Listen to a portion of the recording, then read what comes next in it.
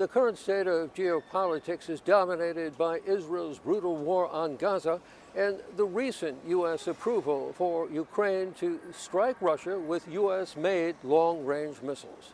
I sat down with Turkey's UN Ambassador Ahmet Yildiz to explore Turkey's strategic role in solving these crises. I'm Frank Uciardo, and you're watching TRT World One-on-One.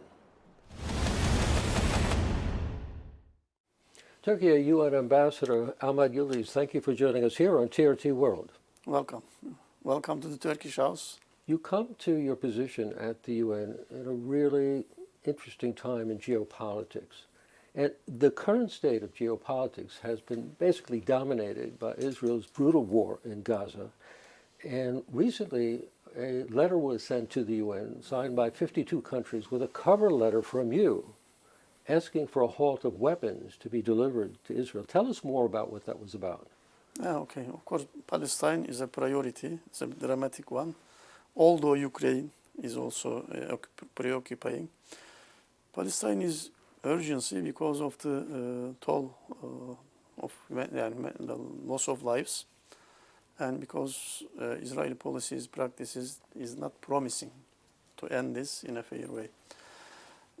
We co-drafted this letter with the Palestinian delegation as a step on implementation of the resolution of General Assembly to this end,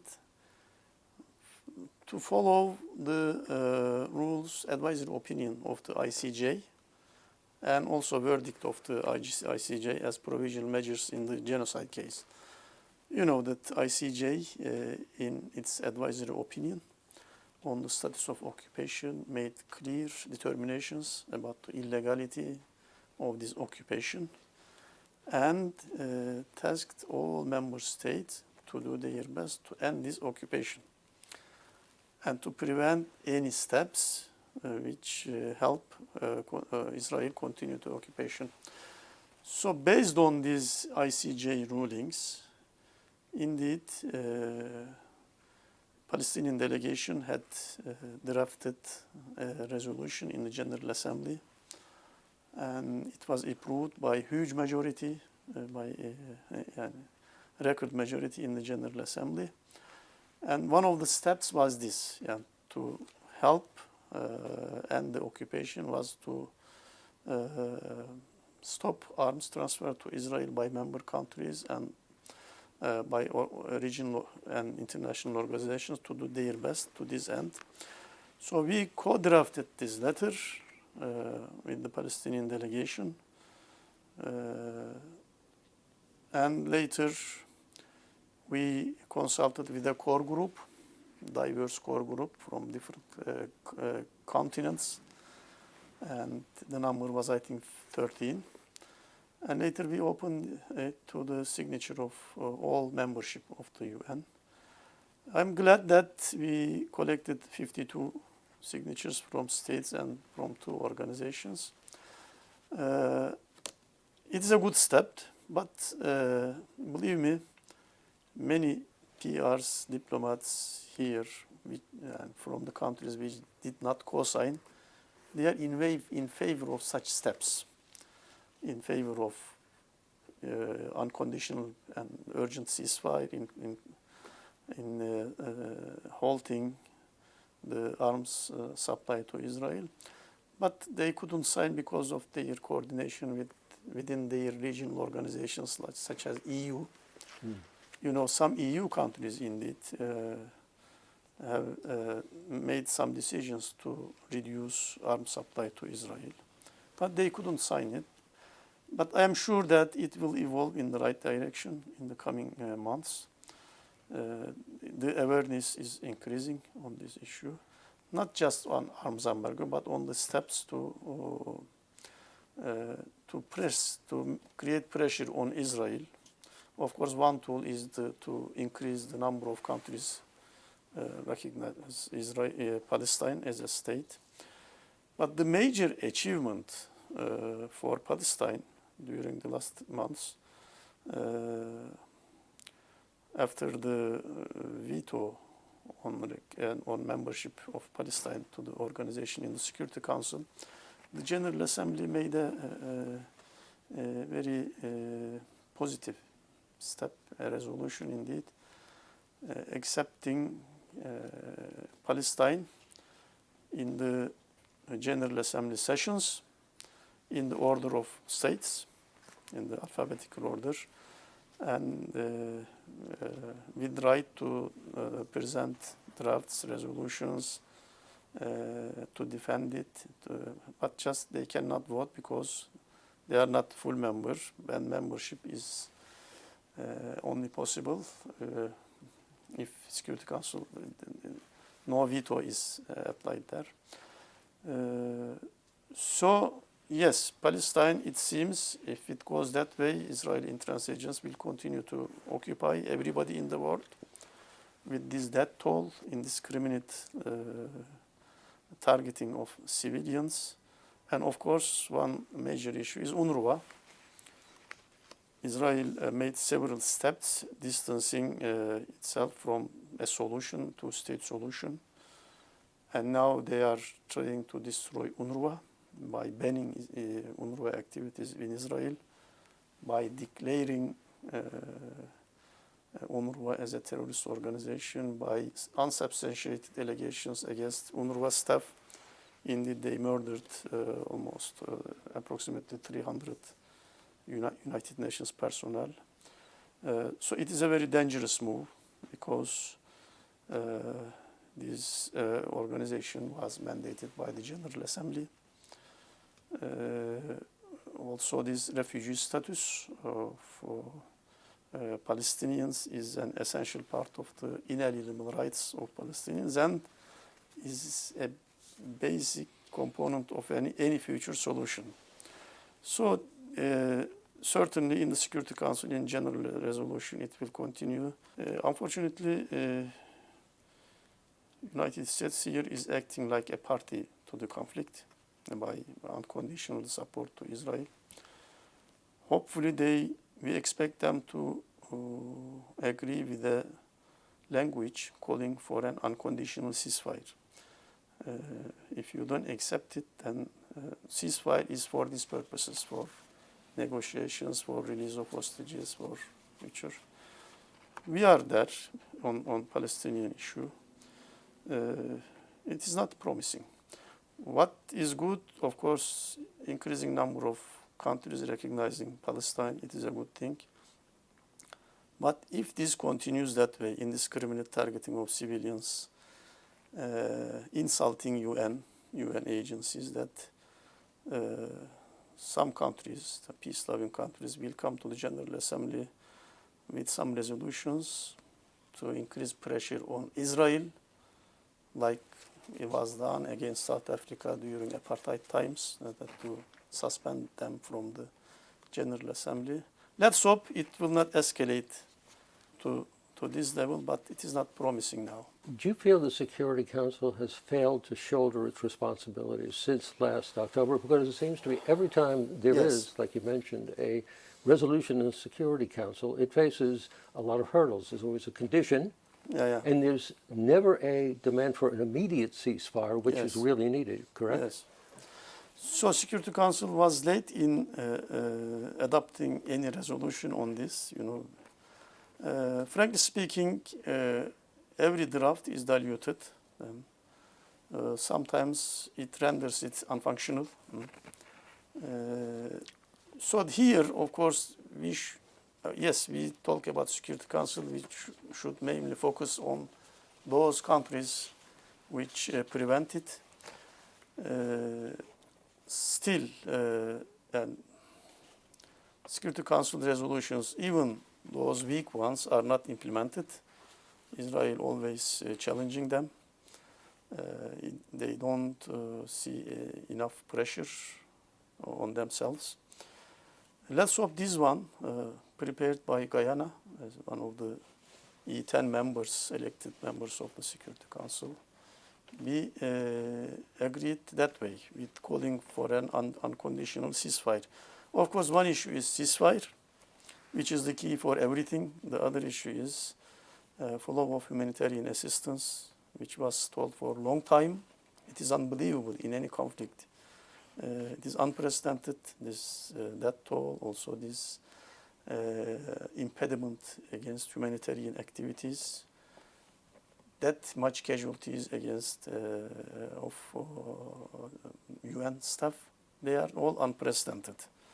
So that the measures should be proportionate to this challenge in the Security Council and in the General Assembly. Yes, we can say Security Council couldn't do what they are up to.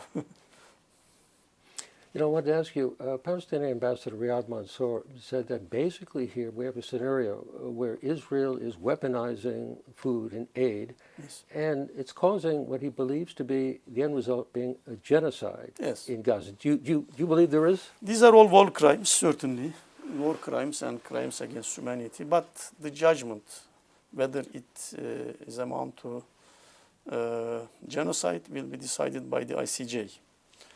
You know, the case is there. South Africa initiated it. We intervened as Turkey to support this case, both genocide case, also the occupation case. We intervened in both. So for us, yes, it seems so. But the principal position of Turkey that's recognized genocides if decided by a competent court. The competent court now is ICJ. But personally, I think so. You know that we are experienced on this based on what happened on the jurisdiction case in Bosnia-Herzegovina, in Rwanda. It is so in terms of words and deeds by Israel, it seems so. And it certainly it will have severe consequences, this case. Certainly the case in the ICC, although we are not member as Turkey. So it's a serious one, these arrest warrants, and demand for arrest warrants for Prime Minister Netanyahu, former defense minister, and also some Hamas leaders. These are serious cases, but what can I say? On Palestinian issue, the wisdom prevails in the majority of the world, in terms of public and number of the countries voting for Palestinian rights, especially ceasefire in the General Assembly, is huge. Now, in terms of legal track, it is going well in the ICJ, in ICC. ICJ is clear verdict, and even its advisory opinion is clear.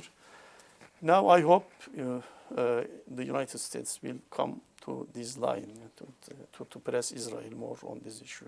Another part of the world which really has dominated the political scene at the UN has been the war in Ukraine. It's been lingering now for more than 2.5 years, a very sad scenario. And now we have the recent decision by the U.S. to allow Ukraine to use long-range missiles that are made by the U.S. to strike deep into Russia. What do you think about that? I think not just the U.S. I think some European countries, France, and I'm not sure about UK. They made the same decision, I think. From the beginning of the war in Ukraine, it was 1,000 day yesterday. We made a session in the Security Council. Of course, it is at the end a war of aggression against Ukraine by Russia. And Turkey will not recognize any annexation of Ukrainian territory by force. No Crimea, no Donbass, of course. But this is the principal position we declared to Russia everywhere. But at the end, this should end with negotiations. We are trying to keep our position that way. We are trying to keep this principled and balanced approach for the benefit of Ukraine, but also for the benefit of peace. Our relations with Ukraine are going very well, not just economically, but also in defense industry. It helps Ukrainian defense. But there should be some channels open for negotiations as mediation, as good offices. We tried it, we achieved somehow. I am glad it is appreciated by most countries here. then I feel comfortable on this. But it is a responsibility also as a Black Sea riparian state, which is the guardian of the Montreux Convention, controlling Turkish straits, which means passage from Black Sea to Mediterranean, vice versa. We tried and we achieved on some issues like grain deals, exchange of prisoners. Also, we can do more in the future on the Black Sea safety, maritime security, because Black Sea cannot remain blocked that long during the whole war. At the end, Ukraine has the right to defend itself, but they should be open also to other means. Hopefully, Ukraine and Russia will come again to our help to broker something. I cannot judge the decision of any country, but certainly the recent decisions, it can work both ways. Either it can cause more escalation, or it can help bring the sides to a negotiating table. Let's see. The messaging is always important.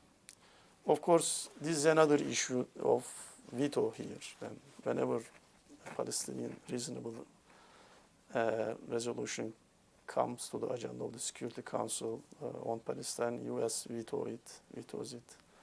Whenever a Ukrainian resolution comes, Russia vetoes it. We are trying to help in a balanced way to the war, to the both sides. Certainly it is about a European security issue, and it should be considered that way. But at the end, negotiations should be the basis for any future deal. Of course, Turkey's interest is in the peace in there also, also for regional security, and also for the benefit of Turkish Tatar community living in this area, in Crimea, in Ukraine, in other parts of Russia. Because of the situation in Ukraine, it really has pointed out Turkey's unique strategic position in the world, because you talk to Putin, you talk to the United States. Now with the election of Donald Trump, what's going to go on between the government of Turkey and the United States? How will the relationship change? Will it be different or the same? What do you see happening in January? I don't think it will make big difference, because Turkey and the United States know each other very well. Either from NATO, we are meeting there every day, daily contact between two countries. We have good working relationship with any administration till now, Republican or Democrat, and different versions of these two parties with different ministers, secretaries. So we have on the issues relevant to the Turkish security, like Syria, we worked President Trump before in his first term, and with the teams on other issues. That's why I don't expect any dramatic change. On the economic side, of course, that everybody is curious which way they follow. In the first term, they were very enthusiastic about canceling most free trade agreements with the other organizations, with the countries. But certainly we will follow it. I'm sure the teams will meet, especially with transiting team. The Turkish diplomats will meet them, I think, as everybody does. But what I see that the first term was different. That Ukraine war was not there. United States and NATO as a whole was in Afghanistan. Also, Palestine issue was not that hot. There were steps, on Palestine, also on removing the embassy and other Abraham Accords, but it was not a hot conflict. Let's see. We will not prejudge anything, but we value the position of the United States on any issue. Especially the Syrian issue is, that we certainly the first expectation is to end, of course, this U.S. support to terrorist organization in Syria, which is targeting Turkey. It is a well-known priority. I hope in the economic field we can be a good economic and trade partner in the benefit of everybody. Look, Turkey is a deep-rooted state, resilient, so is the United States, and they know each other very well. I am hopeful it will be better. Earlier you mentioned Bosnia-Herzegovina, and Yeah. that's one place your diplomatic career has taken you. Tell us about your experience there, and also I'd like you to reflect on the situation in the Baltics right now. Do you possibly see that sliding towards an area of conflict among countries? Balkan countries, I don't think so. That, when indeed Bosnia and Herzegovina is like a jewel in the Western Balkans, especially for a Turkish diplomat. It is a small synthesis nucleus of Balkans, like Iraq is in the Middle East. We always said Iraq is a nucleus of Middle East. The Bosnian problems are there, emanating from the Dayton Agreement. Dayton system couldn't be upgraded till now. It should have been a long time ago. But on the path to, in the Euro-Atlantic path, I am optimistic that the gaps and the deficiencies in the system, which makes governing almost impossible, very, very hard, will be corrected. So separatist tendency in Bosnia-Herzegovina, especially by some Aras politicians or by some radicals, should be countered by everybody.